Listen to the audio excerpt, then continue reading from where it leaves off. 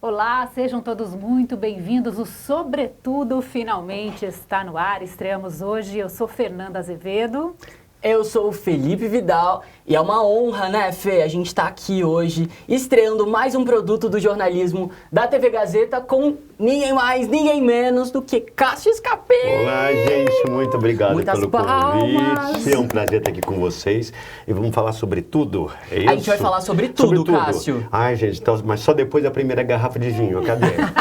Produção, por favor, vamos pedindo a garrafa. Providencie a nossa garrafa. Sobretudo é uma coisa que eu acho que você já tá acostumado a falar, certo ou não? A gente tenta falar um pouco pelo menos um pouco de tudo. Não sei se a gente consegue falar sobre tudo, mas um pouco de tudo a gente sempre fala. Mas eu queria começar falando sobre estreia. Diga. Já que a gente está nessa adrenalina hoje da estreia, como é que é para um ator tão experiente estrear? Olha, então, não adianta, é muito engraçado. Uma coisa que eu sempre digo, quando a gente é mais jovem, a gente é muito mais metido, muito mais corajoso do que quando a gente vai ficando mais velho na profissão. Porque você não tem a medida do perigo. Você não tem... então você vai com muito mais coragem, você se acha muito mais potente. Ia falar, usar uma palavra, não, mas você se pode. Quase inconsequente, a gente diria, quase assim. inconsequente, do que quando você vai ficando mais velho e mais responsável com a carreira. Né? Então você vai tomando uma consciência e isso gera um pouco, digo que para mim gera um pouco mais de tensão ou um pouco mais de responsabilidade sobre aquilo que você está fazendo. Quando você é jovem, você vai muito na força do ego. Né? Você vai na coragem, eu sou, vou arrasar, vou fazer. Né?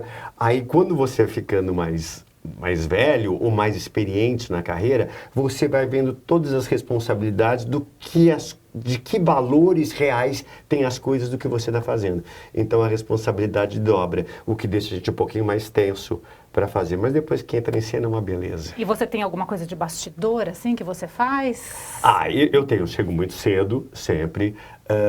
Eu tenho uma mania de perfumar o palco antes de brincando? entrar. Há muito tempo, quando eu estudei teatro, fiz um curso lá na Itália, tal, né?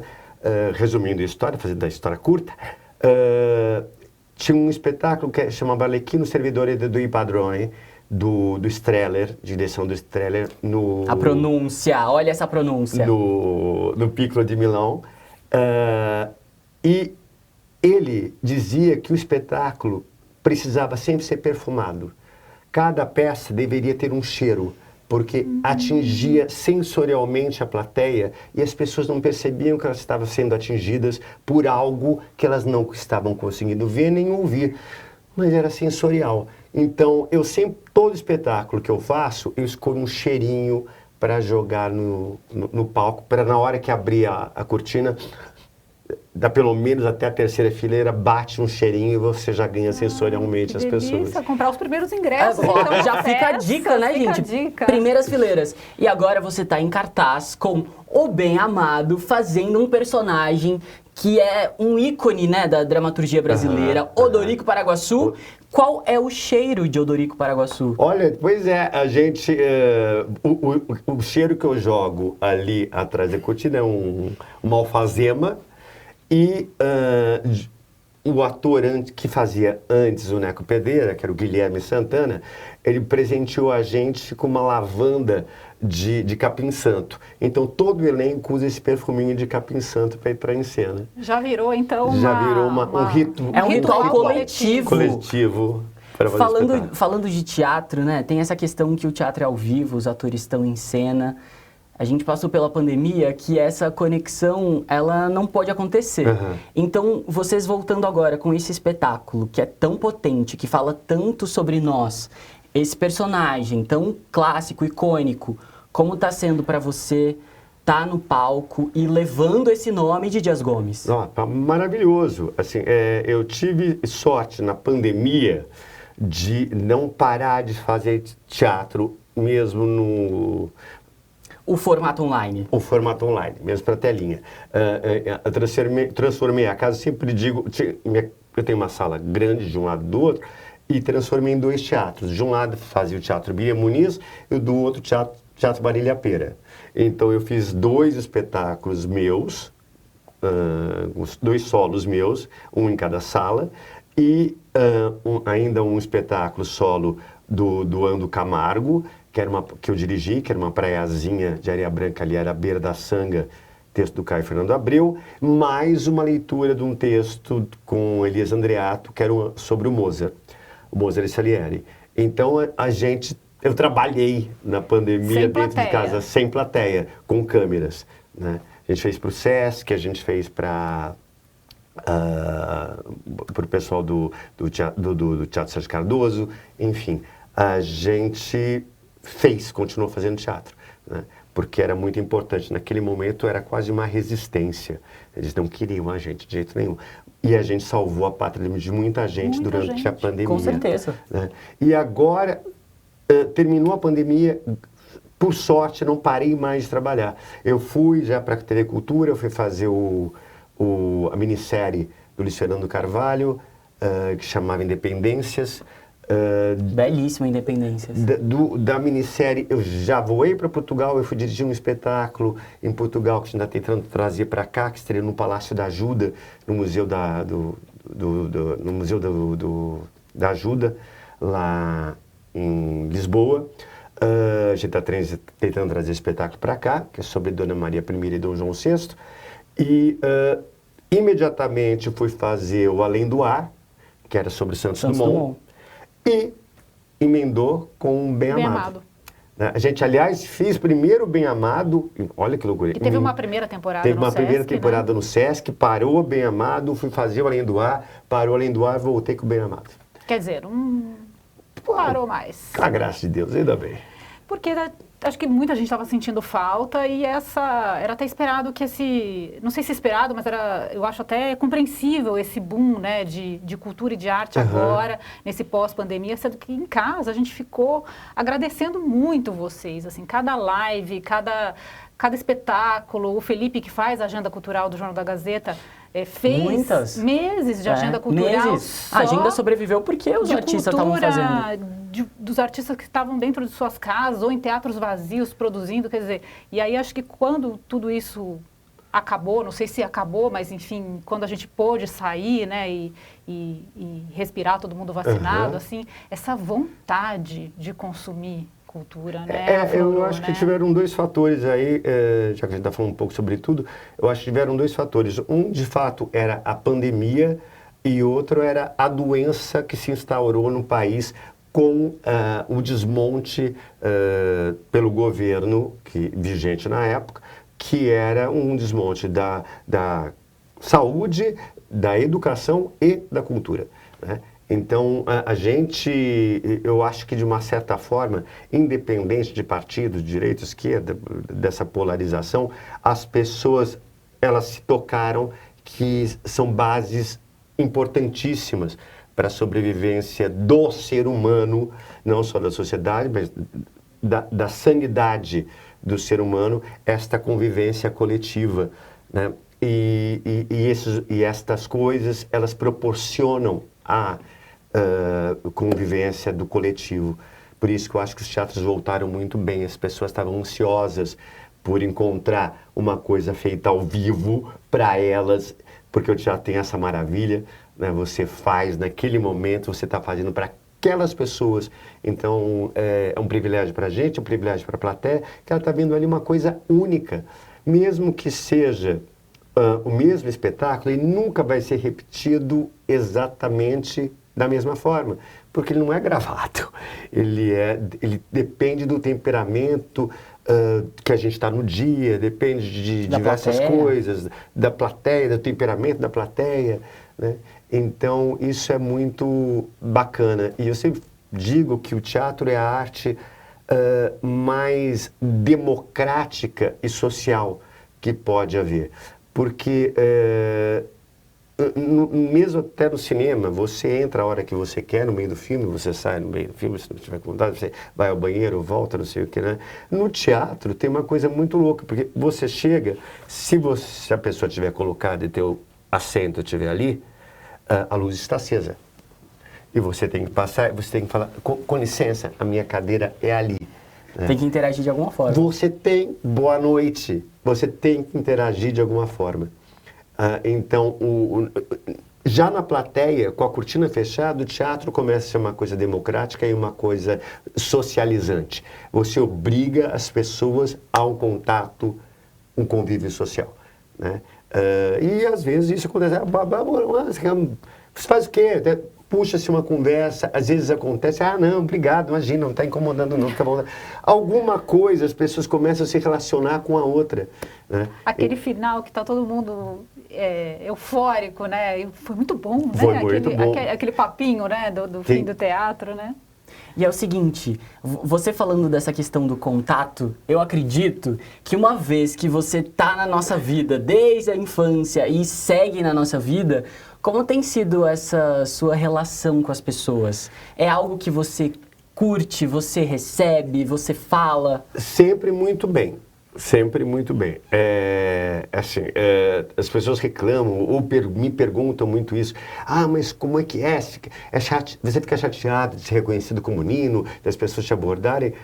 Mas de forma nenhuma, né? Fazendo uma má comparação com Odete Roitman, meu Deus do Dona céu. Beatriz Segal, que ela ficava chateada, falava, mas eu não aguento mais. É porque ela fazia uma vilã. Ela fazia uma pessoa... E fazia muito bem, né? Fazia grande atriz. Fazia uma pessoa que era detestada pelo público, né? Então, quando você tem um personagem que é amado pelo público, é muito legal. Porque imediatamente, quando as pessoas vêm falar comigo, vem um adulto e imediatamente aquela pessoa se transmuta na minha frente numa criança, né? Então, o que vem é de afeto positivo. E você não vai rejeitar afeto positivo de jeito nenhum. Com certeza. Né? Então, isso também gera uma coisa em você de estar sempre disposto. Só para a gente contextualizar, né? O Nino do Castelo Rá-Tim-Bum, né? Que foi sua estreia na televisão, né? Mais ou menos, antes do Castelo Rá-Tim-Bum, a minha estreia na televisão, estreia, foi no Domingão do Faustão. Olha! Na Rede louco, bicho. Na Rede Globo, eu fazia, junto com a Adriana Esteves, um quadro chamado Controle Remoto. Tinha me chamado para fazer isso, eu fui, aí eu estava praticamente recém-saído da Escola de Arte Dramática, e era um programa de auditório no Rio de Janeiro, onde eu não tinha traquejo nenhum de fazer programa ao vivo, gincana ao vivo. Aí na terceira vez eu falei, era Boninho que estava na direção, eu falei, pelo amor de Deus, mentira, eu não sei fazer isso, não era assim que eu tinha pensado que ia ser. E aí eu parei de fazer. Quem entrou no meu lugar foi o Pedro Cardoso e a Estela Freitas. Tá, e aí na sequência Estela Miranda, perdão. Veio algum teste para a TV Cultura, veio aí um convite? Eu continuei na minha trajetória de teatro e eu fazia um espetáculo chamado Tamara, que era um espetáculo que acontecia numa casa ali na Porto Seguro, que é aquela casa que a Porto Seguro comprou, uma casa antiga na Barra Funda, e o espetáculo acontecia na casa. O espetáculo não tinha divisão de plateia e público. O espetáculo contava o encontro da Tamara de Lempicka, que era pintora, com o D'Annunzio, Gabriele D'Annunzio, no Lago de Garda. Então a casa era toda mobiliada como se fosse um palacete da época. Os figurinos eram do Gianfranco Ferré, que vieram da Europa, era chiquérrimo, tudo. E tinha um jantar enorme que se servia. Eu estou falando isso porque já que é para falar sobre tudo, eu estou falando sobre isso. Gente, eu quero tudo. Então, um jantar enorme e a gente parava, jantava com o público. E nessas, o Flávio de Souza, que é o autor do Castelo Rá-Tim-Bum, foi assistir. Viu o meu trabalho, aí falou para o Karl Hamburg, que não tinha nada a ver com o Nino, eu fazia um judeu foragido empregado, que era o mordomo da casa, e disse para o Karl, vá assistir a peça. Aí o Karl foi e me chamou para fazer um teste. Aí eu fui na TV Cultura, fiz o teste. Como eu estava recém-tornado da Itália, assim, eu estava muito fresco com o trabalho que eu tinha feito na Itália, que era de mímica, clown, comédia dell'arte. Foi Pinóquio, né? Foi Pinóquio. Como eu estava muito fresco, eu fiz o teste e falei, passei. Você sentiu isso? Senti isso na hora. Falei, puta, passei, deu certo, encaixou. Primeira semana, nenhuma resposta. Segunda semana, nenhuma resposta. Mas isso é algo do ator, né? Você faz, espera e ó... Aí falei, bom, gente, errei, não deu, né? Lá para a terceira, quarta semana, tocou o telefone e falou, não, você passou no teste, venha, semana que vem você começa. E assim foi. E assim foi. E quando você começou a gravar e mergulhou nesse universo, viu o capricho, viu, né, como as pessoas, os outros atores estavam envolvidos, você percebeu que aquilo ia ser um marco na infância? Nem eu, nem ninguém. Nem eu, nem ninguém. Eu sempre brinco disso, eu falo que não tinha... Como a gente fez uma coisa também, que foi muito experimental para a época, que não era usual, nós gravamos os 93 episódios sem público, né, sem ir para o ar. A gente gravou tudo e depois foi para o ar. Então a gente não tinha a menor noção de receptividade de público, se o programa ia funcionar, se não ia funcionar. A gente não tinha noção. O que a gente tinha noção é que a gente estava fazendo uma coisa que estávamos gostando muito de fazer. Que a gente se divertia muito, apesar de ter sido sempre muito árduo. Eu entrava na TV Cultura de segunda a sábado, às 10 da manhã e saía às 8 da noite. Então era muito puxado. Porque as crianças, elas gravavam só após o almoço. Então eu gravava coisas sem as crianças, chegava, tinha hora do almoço, elas almoçavam e voltavam, retomávamos à 1 da tarde até às 8 da noite. Então era muito puxado. Mas era uma coisa muito prazerosa. Mas peraí, você não era criança?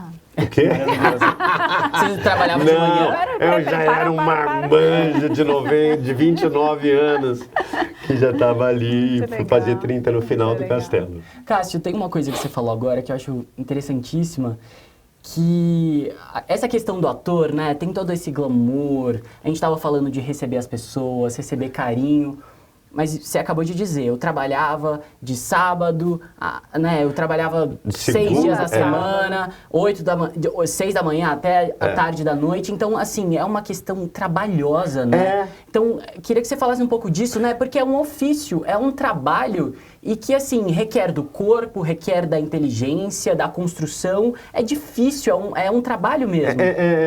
As pessoas se iludem muito, assim, depende do teu envolvimento também, de quanto você leva a sério a relação com o teu trabalho, né? E de quanto aquilo é fundamental para a tua vida, se faz necessário como existência de ser humano, né? Tem muita gente que faz tomando refrigerante, como se fizesse nada.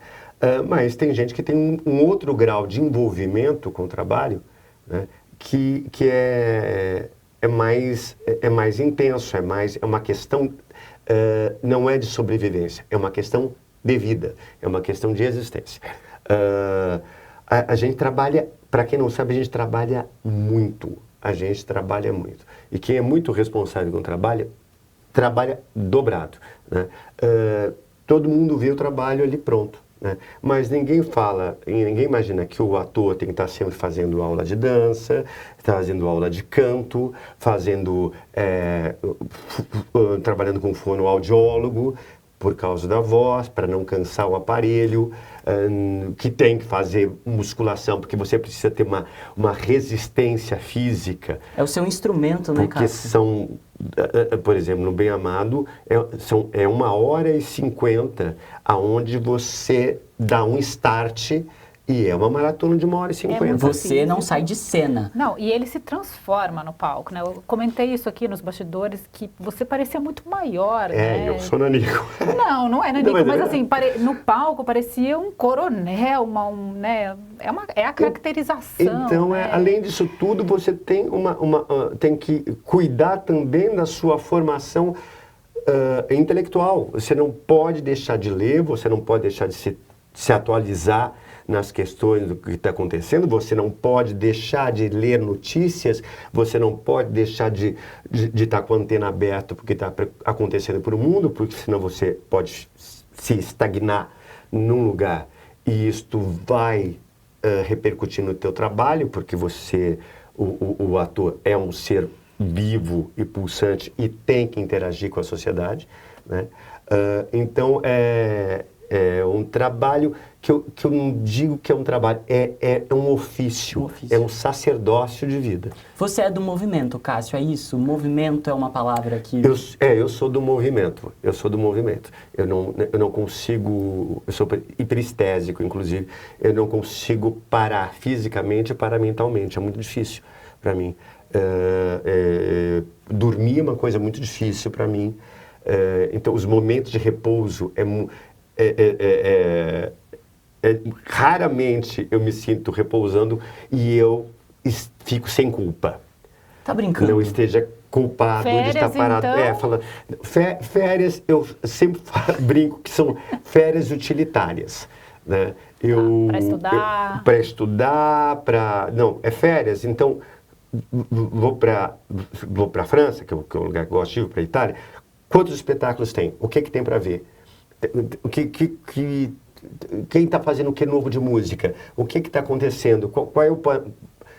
tem uma companhia de teatro que... Por exemplo, um dos espetáculos que eu produzi, o Libertino, eu descobri que tinha uma escola de teatro que estava lendo um texto do Éric Emmanuel Schmitt, que é um filósofo francês que mora na Bélgica, que falava sobre Diderot. Era uma escola particular, pequenininha, de atores. E eu fui ver a leitura. Não deu outra. Falei, puta, texto bacana. Comprei os direitos do texto e montamos no Brasil, direção do Jô Soares. Que legal. Então, o labor do meu trabalho, ele também me serve como respiro. Ele também me dá prazer de estar... Isso é uma questão muito incrível, né? É um prazer, uma troca, um ofício, um trabalho. Não é um sacrifício, né, para eu fazer esta coisa. Programar uma viagem e incluir na viagem um projeto cultural, um projeto de descobrir coisas novas, para mim, isto é bom. Eu falo, assim, sobrou uma tarde que, putz, hoje não tem nada para fazer. O que eu faço? Peraí, vou gravar um videocast. Esse livro está atrasado? Peraí, então deixa eu dar uma adiantada nesse livro. Dá aquela angustiazinha, né? Daquela angustiazinha. E, Cássio, você estava falando aqui, né, que você trabalhou com o Jô Soares, você já trabalhou com, né, você é um dos grandes ícones do teatro como ator, mas você também trabalhou com vários outros grandes ícones. Como é essa troca para você, né, se enriquecer dessas pessoas grandiosas também? Eu digo que eu tive muita sorte, que eu peguei uma leva muito boa, tanto de ouvir, conhecer a pessoa, de ouvir o pensamento dessa pessoa. Eu nunca fui dirigido pelo Antônio Abujamra, mas conheci o Antônio Abujamra, ouvia o Antônio Abujamra falar, o pensamento do Antônio Abujamra, Gianni Ratto. Depois fui trabalhar com Marília Pêra, trabalhei com a Marília, trabalhei com o Jô, trabalhei com as pessoas que são referências, foram referências culturais muito importantes. Tarcísio, o último espetáculo que Tarcísio fez. Então, tem uma geração que é muito importante para a gente. Maria Adelaide Amaral é minha amiga, então nunca fiz um texto da Maria Adelaide, mas fiz na televisão Um Só Coração, que era uma minissérie. Então são pessoas que trazem uma carga, uma bagagem intelectual e de formação cultural importante. Só de assistir essas pessoas trabalharem, Só né? de assistir essas pessoas trabalharem. Já é aprendizado, né? Já é aprendizado. Só de respirar, né? Exatamente. Antunes, enfim. É incrível. Tem uma leva de gente, Borg, tem uma leva de gente que eu tive contato, que tenho contato, que é maravilhoso. Felipe, vamos chamar nosso primeiro quadro? Pera, um segundinho. Tá, claro. Um segundo. Já falando dessas pessoas, tem alguma cena, assim, que você lembra de estar olhando e falando assim, nossa, eu tô ouvindo essa pessoa aqui do meu lado, ou nossa, essa pessoa tá, sei lá, trocando texto de você, sabe quando você se perde um pouco e fica encantado, assim, olhando? Sim, por exemplo, Paulo Otran.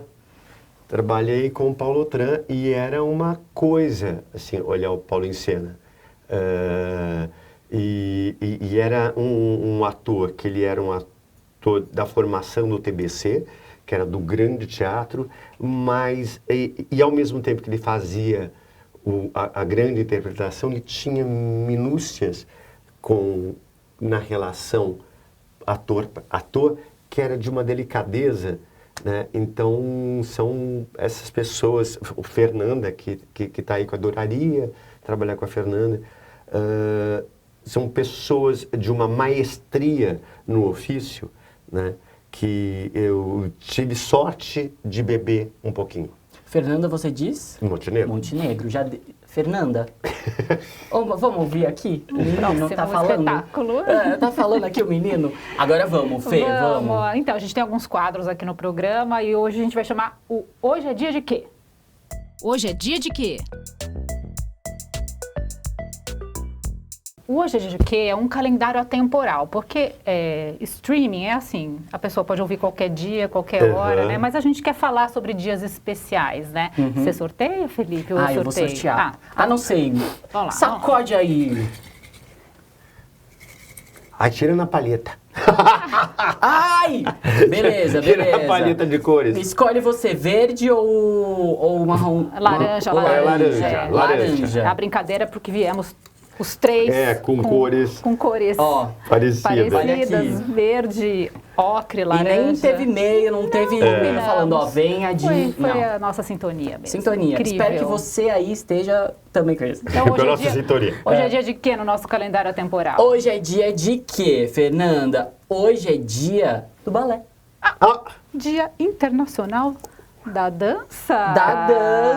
Do balé. Hoje de manhã estive na escola livre de dança, lá na EDASP, nos cursos livres de dança, fazendo dança com o meu querido professor Paulo Vinícius. Tem uma equipe bárbara lá, Kátia Rocha, enfim. Balé é uma das atividades que você faz? Balé é uma das atividades que eu faço já há algum tempo, que surgiu justamente por causa do Antônio Bujanra, que há muitos anos atrás, o Antônio Bujanra, por causa de uma professora, olha que vai indo para trás, por causa de uma professora do Estado, que eu estudei em colégio estadual, que chamava Dona Maria Helena, que foi muito importante para mim, que falou, esse menino vai para esta área.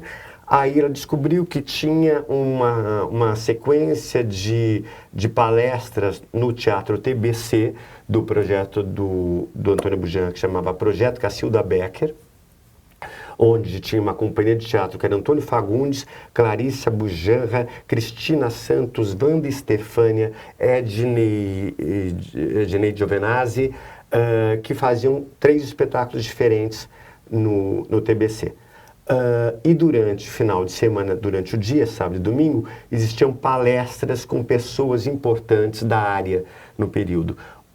Uma dessas palestras que eu assisti foi a da Marica Gidali, que é a dona do Balé Estágio, é a diretora criativa do Balé Estágio. Só uma parte, o Dia da Dança é dia 29 de abril, ele foi instituído por causa de um bailarino francês, Jean-Georges Noverre, não sei se a pronúncia é correta, mas aqui no Brasil é uma coincidência ser também essa data relacionada à Marica Gidali. O Noverre é o cara que ele sistematizou toda a técnica do balé clássico. E a Marica tem essa ligação com esse dia também, por ser uma data... É uma bailarina importantíssima, hoje ela não dança mais, ela só cuida da companhia do Balé Estágio, que fez o Balé Estágio na década de 70 era uma baita vanguarda, porque a Marica, ela junta, a Marica é uma imigrante, ela junta a técnica clássica do balé clássico e existe uma coreografia famosíssima do Balé Estágio que chama Quarupi. Ela começa a juntar... Indígena? Ela pegou a companhia inteira de balé dela e se enfiaram lá quando, você está falando década de 70, se enfiaram junto com os índios, passaram a conviver, aprenderam o Quarupi, que é uma dança ritualística. É um ritual, né? É um ritual. E reproduziram o Quarupi misturando a base do balé clássico, né? Então é uma referência para a dança no Brasil, essa companhia, o Balé Estágio, que é importantíssimo falar. E aí a dança entrou na sua vida? E a dança entrou porque eu vi uma palestra da Marica, eu achei fascinante, primeiro, pela dedicação absoluta. Se um ator se dedica, a vida do bailarino, ela é um movimento o tempo inteiro, né? O bailarino está toda hora aquecendo, está toda hora fazendo alguma coisa, não para. E a Marica deu uma palestra que dizia até que ela dormia, às vezes, com os pés amarrados na cama, com tijolos, para poder fazer, para o andeor estar pronto, para não fazer tanto sacrifício para fazer andeor. Então, aí eu acabei ganhando uma bolsa no Balé Estágio e comecei a fazer aulas esporádicas no Balé Estágio, para ter uma introdução à dança. Então, daí começou e me apaixonei. Você é essa pessoa que vai? Por exemplo, olha, eu assisti, aí, nossa, me tocou, eu comecei a achar incrível, fiz. É assim? É assim, eu vou. A professora falou que tem um curso ali, vou. E tem alguma coisa que você fez assim, que hoje você fala, nossa, eu fui mesmo? Trapézio. Por que eu fui fazer trapézio? Foi fazer trapézio? Antigamente, tinha uma escola de circo, não sei se tem ainda, na cidade de Jardim, perto da USP, eu estudava na USP, aí falei, eu saía do trabalho de garçom, tinha um horário vago, eu ia começar a fazer técnica de trapézio, trapézio demonstrativo. Tem coisas que eu vou. Tem a história de um barco, um navio que você foi para a Itália. Então. Esse foi no Vai, né? Foi por causa do tal do Pinóquio. Uhum. Eu estava na USP, estava fazendo escola de arte dramática, que eu tinha entrado na escola, estava no primeiro ano. Apareceu uma companhia de teatro italiana, chamada Teatro degli Audati, que foram dar um workshop de mímica e clown. Aí eu fiz o workshop, me senti super bem com a técnica. Aí a companhia acabou, a companhia foi embora. Passado alguns meses, eles voltaram e me chamaram no antigo Instituto Cultural de Cultura Italiana ali, que era na Frei Caneca, naquela casa que parecia um palacete. Era o Instituto Dante Alighieri, ali no Frei Caneca. Fui, aí encontrei esse diretor chamado Francesco Zigrino, estava com seu assistente, tinha dois assistentes, era o Guido Baldini e o André, não vou lembrar o segundo nome do André, mas aí eles falaram, olha, a gente trouxe era a comemoração de 150 anos do Collodi, que é o cara que escreveu o Pinóquio, e o Sesc ia fazer uma grande exposição, dentre as coisas da exposição, ia ter o espetáculo Pinóquio. A gente vai fazer o espetáculo para o Sesc, em acordo com o Instituto Italiano de Cultura, e a gente gostaria que você fizesse parte do espetáculo. Aí eu falei, tá bom, topo, já topei. Não sabia nem o que ia fazer. Aí, maravilhoso. Ele trabalhava, que a gente chama italiana, então ele já chegava com uma maquete pronto, a trilha, então ele ia mostrando o espetáculo, narrando o espetáculo. Na maquete? Na maquete, vai ter aqui uma luz que acontece aqui, isso aqui abre, você vem aqui, e você vai fazer o Pinóquio. Falei, tá bom. E o espetáculo tinha 2 minutos e meio de fala. E o resto era todo dançado. No corpo. Tudo no corpo. Com a Sagração da Primavera do Stravinsky e 2 ragtimes. Aí a gente fez o espetáculo, ganhou o prêmio no Brasil. Ele falou, a gente quer levar o espetáculo para a Itália. Vamos? Falei, vamos. Falei, eu sou duro. Eu trabalho de garçom, faço USP. Não tenho grana. Tenho um dinheirinho no banco de quando eu era bancário. Mas vamos, como é que a gente faz? Eu adoraria ir, mas não tenho condições. Então, não, passagem da companhia, você fica hospedado na minha casa, vai ter um saláriozinho e vamos. Fui. Mas você foi de navio, de navio, fui de navio cargueiro. Gente, navio cargueiro. E quanto tempo demorou no navio cargueiro? São 22 dias de viagem. A gente pensar que hoje em dia são horas, 22 dias. São 22 dias de viagem. E o que você faz 22 dias no navio? Cada um perguntou uma coisa. Eu pergunto. Começa aí, tava frio, vamos lá. Tava frio, tava calor. Então, a gente tava calor, calor. Deu pra tomar um sol. Deu pra tomar um sol. Porque a gente saía do porto, o navio saía do porto, como era um navio de transporte de ferro, de uma empresa da Itália chamada Italsider, que pegava ferro em Tubarão, no Porto de Tubarão e levava para a Itália, no Porto de Taranto. Tinha uma parada no Marrocos e era 48 horas no Marrocos e depois a gente seguia. Então eu fui nesse navio. A gente foi de ônibus até nem um pouco de glamour. A gente foi de ônibus até Tubarão. Tubarão subiu no navio. É um navio cargueiro, cada um tinha uma cabininha, mas foi a primeira vez que eu tinha um quarto sozinho, por exemplo. Porque eu morava em República, rachava quarto. Falei, olha, eu tenho um quarto sozinho, melhorei muito, Saiu tem uma no lucro. suíte. Saí no lucro, tem uma suíte com banheiro no meu quarto, então é uma maravilha. Mas quem vai de passageiro no navio cargueiro, que na verdade são possibilidades que os oficiais têm para levar a família, né, às vezes está vago, não tem família indo, você pode ir nesse navio. Então você não vai no meio da carga, né? Não, você não vai no meio da carga, não, você tem um quartinho. Amarradinho lá. Você tem uma comida excelente, Uau. comíamos muitíssimo bem, né? Então é isso, mas foram 22 dias para ir e 22 dias para voltar. Aí o Felipe pra perguntou ler. o que você fazia, era ler, treinar. Era ler, treinar. Existia uma piscina que não era uma piscina, era um tanque d'água. Né, Mas estava uma maravilha. Para mim, eu estava num transatlântico de luxo. Maravilhoso. Né? E era lindo, assim, foi uma experiência maravilhosa. Porque primeiro que era uma experiência da companhia, estávamos o diretor da companhia, porque o resto da companhia foi de avião, e eu. A família do Francesco tinha ido de avião, e fomos nós dois no navio de carga. Primeiro que era uma experiência absolutamente solitária, porque eu não falava italiano, né? E no navio não se falava o italiano só, né? E muita gente não falava italiano no navio, porque eram diversas regiões da Itália e algumas pessoas só falavam o seu dialeto, né?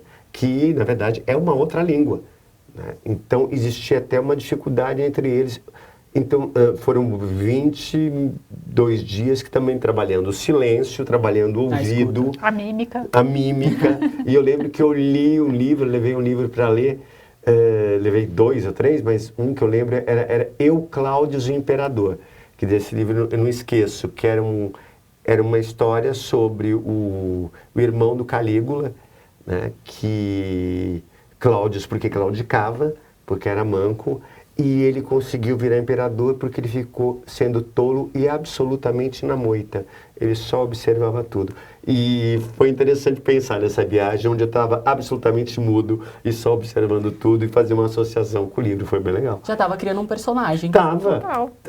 Todo momento é isso. Vamos criar aqui. Criando sempre, Criando né? sempre. A sua memória, Cássio, eu tô espantado com a Impressionante. Eu sua tava pensando memória. nisso também. Que agora você falou assim, o sobrenome dele... o sobrenome dele eu não vou lembrar. Mas até agora já Indelicate. foi um nome... Andréia lembrou? Indelicate. Já foi nome, sobrenome, nome de peça, nome de livro.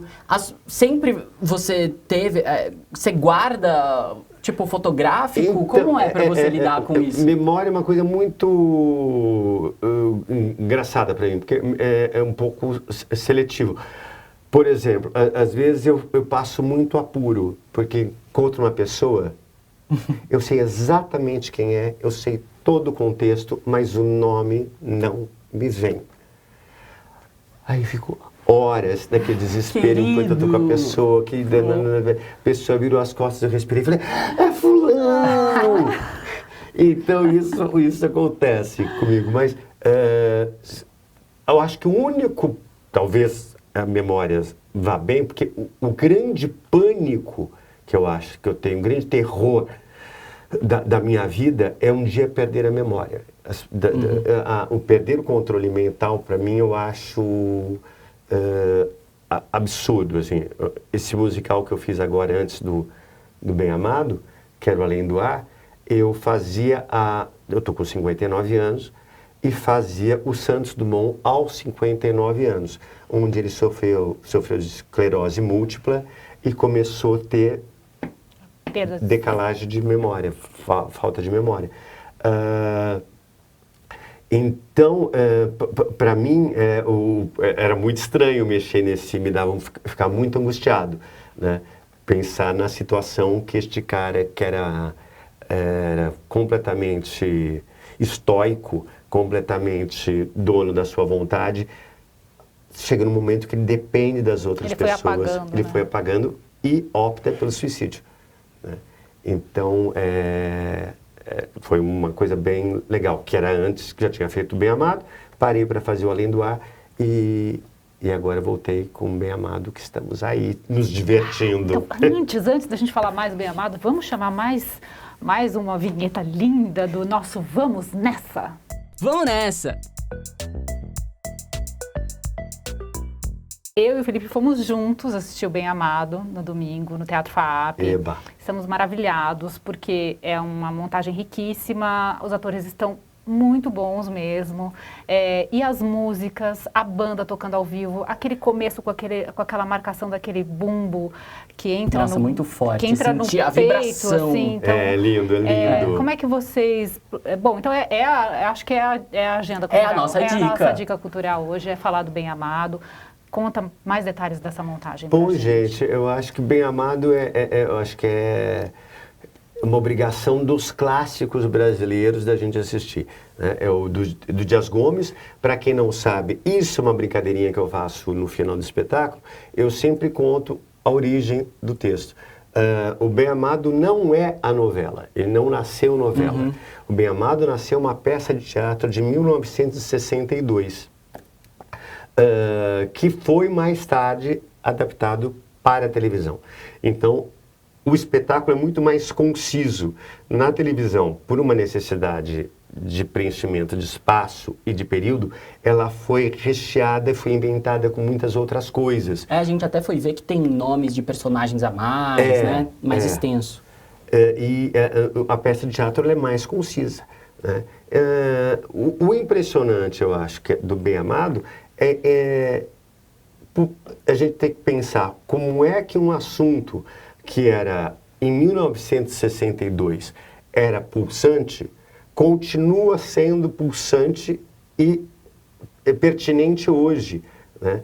Que é quando a gente fala sobre a política nacional, quando a gente fala sobre os governantes, quando a gente fala sobre poder, a relação das pessoas com o poder, tanto daquelas pessoas que estão no poder, como das pessoas que estão em volta do poder, né?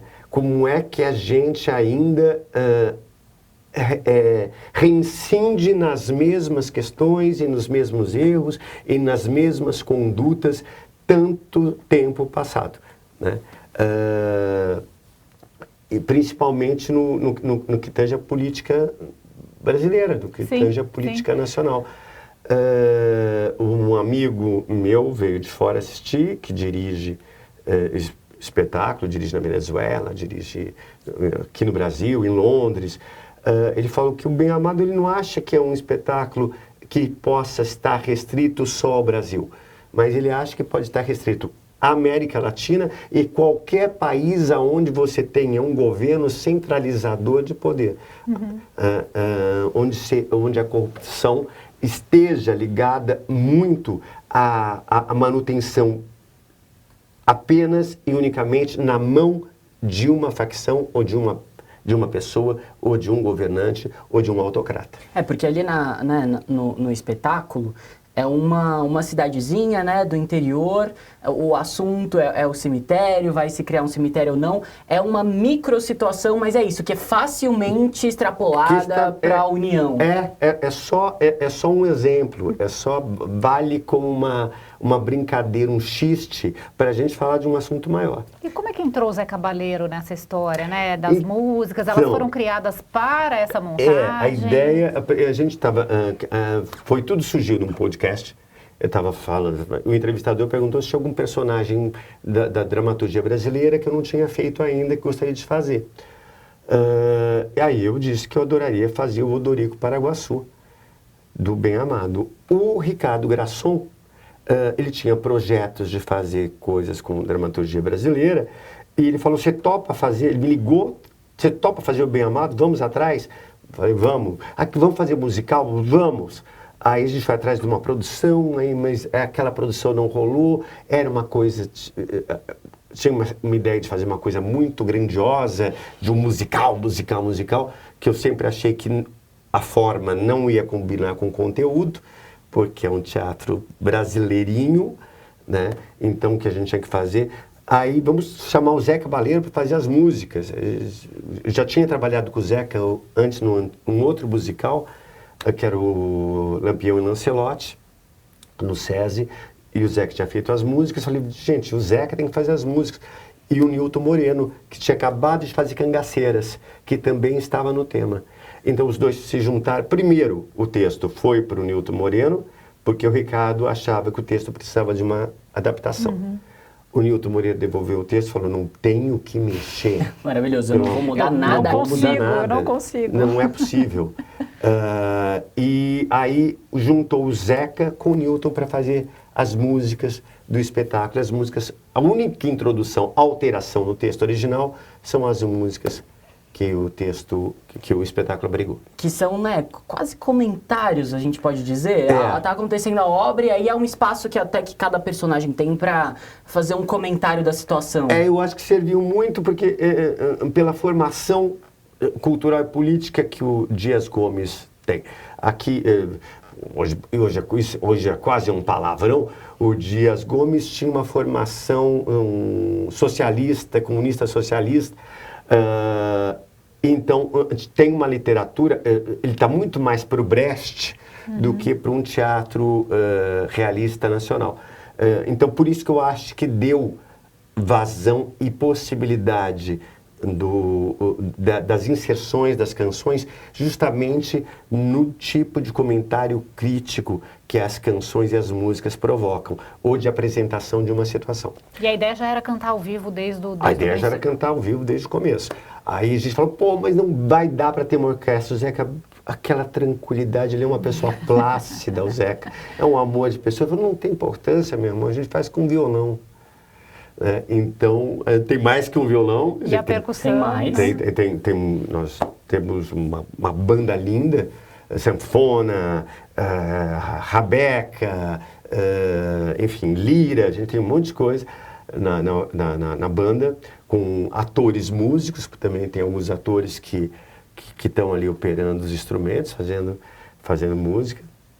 Então é isso. E a agenda? Está em cartaz onde? Agenda. O Bem Amado está no Teatro FAAP, sextas, sábados e domingos. Sextas e sábados às 20 horas e domingo às 18 horas. Ingressos popularíssimos, R$80 e R$40. Então eu acho que é uma grande oportunidade da gente prestigiar este autor nacional tão importante, que completou 100 anos no ano passado, e contemplar também os atores que estão fazendo com maior carinho para o público. Nossa, muito carinho. É espetacular assistir vocês. Aí eu só queria te perguntar com relação a isso. Esses grandes personagens, né, que são grandes nomes. Odorico Paraguaçu, Santos Dumont, o Nino é um grande personagem que educação trouxe para várias gerações, não só uma. Então, para você, como você se sente nessa questão de mudar talvez um pouco o seu olhar, empatia, observar, né? Você falou disso, de observar o que essas grandes personas acabaram te trazendo ao longo do tempo. Pois é, eu acho que, como eu tenho uma formação também de teatro com uma gente, por exemplo, Célia Helena, Miriam Muniz, que trabalhavam o ideário de que o importante para o ator é aprender a vestir o sapato do outro, é você não ter um primeiro julgamento condenatório de qualquer coisa, mas você entender em que situação a pessoa está se encontrando, em que olhar ela está. Um espetáculo musical que eu fiz, que era um solo musical, que era Memórias Póstumas de Brás Cubas, que eu fazia o Brás Cubas, que é um personagem aterrorizante, que é a elite brasileira na sua pior espécie, em elite brasileira política que se acende ao governo, que se acende num cargo qualquer, porque o que importa é sede de nomeada, que o Machado dizia. Então, você precisa entender esse contexto para poder defender sem julgamento, né? Para poder realizar de uma maneira, pode ser crítica, mas sem um julgamento.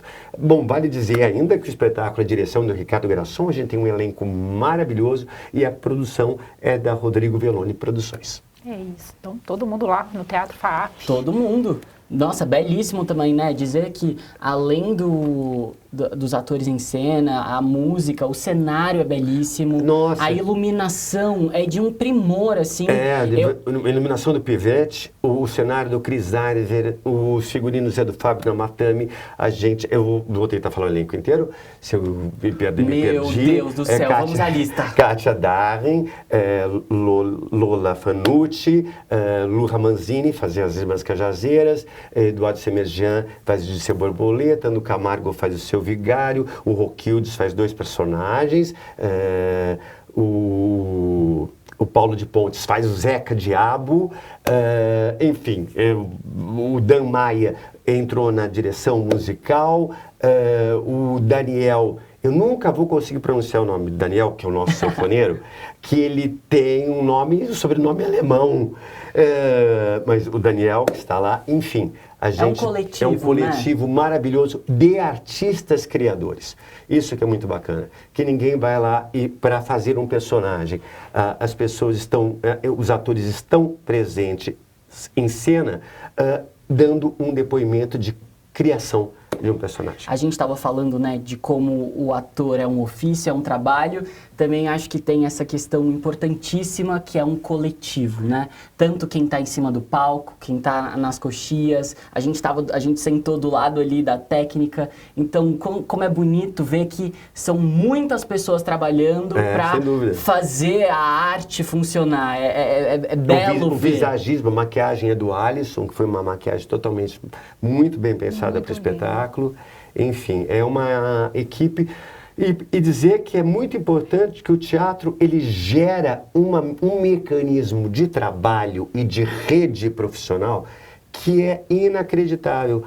Desde das pessoas que estão ligadas objetivamente no espetáculo, até costureira, serralheiro, marceneiro, eletricista, o cara do Uber, a pizzaria, o cara da padaria da frente, enfim, é uma rede de trabalho que a arte movimenta, né? Que é absolutamente imprescindível que haja o apoio do governo para que se continue cada vez mais fazer artes e que a economia seja movimentada a partir deste setor, que é muito importante para a sociedade. Gente, que estreia! Que estreia! Desculpa nada, Falo muito! Maravilhoso! É o que a gente mais quer, a gente passaria a tarde inteira ouvindo essas histórias. Muito obrigada, Cássio, pela honra. Nossa, felicíssimos. Obrigado. Que você nos deu em estar aqui a nossa estreia. Com certeza será, assim, pra mim, a vida inesquecível. Vou levar pra sempre com você. A gente também. Já tá marcado pelos personagens, pela estreia. É uma loucura isso. Valeu, gente. Muito obrigado. Sobretudo fica por aqui. A gente também tem uma equipe enorme para agradecer a participação de todos aqui da TV Gazeta, do Jornal da Gazeta. A gente teve a produção da Natália Galego, direção de vídeo e áudio do Gui Romero, gerência de jornalismo da Valesca Quintela, mas uma equipe enorme de mídias, de maquiagem. É o mesmo mecanismo do teatro, figurino, todo mundo. Muito obrigada pelo apoio. Pessoal da computação gráfica que fez esse logo maravilhoso. Então, a gente está estreando aí com o pé direito e muitos sobretudos pela frente. Obrigada, Felipe Vidal. Obrigado, Fê. A gente espera que vocês gostem. O Sobretudo tá vindo justamente com isso, né? A gente quer poder falar um pouco de arte, de comunicação, ciência também. Então, que seja a nossa comunicação aqui nas redes sociais, por vídeo, por áudio, em todas as plataformas. Espero que gostem, né? E que fiquem com a gente nas próximas oportunidades também. É isso aí. Beijo. Até mais. Tchau.